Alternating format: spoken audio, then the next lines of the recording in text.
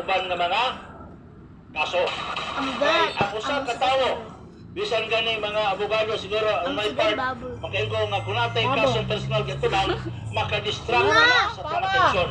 So sama ka na sa mga nagupot mga impeachable official na kung release na yun na imbes makapunta sila sa nagkaba sama sa presidente na imbes na dagang problema yung masupad nakuhaan siya focus gumikan kay natubang si kaso. Subuna na immune siya from also exit impeachment. Kapag po sabot, dili po na ingon na garantiya niya abi kay impeachable posisyon niyang yun dili na siya mapanubag.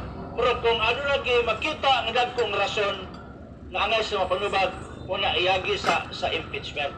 Tangtangon sa siya sa iyang posisyon ay na sa posible mag-atubang o uban ng mga kaso. Sama sa kasong kriminal, sama sa kasong civil. O ba na rin na kaliwala sa pagka-impeachable official, ipimpisara dito, i-final siya o kaning regular na kaso. Grave threats dito sa Quezon City Court. So, dili ta maka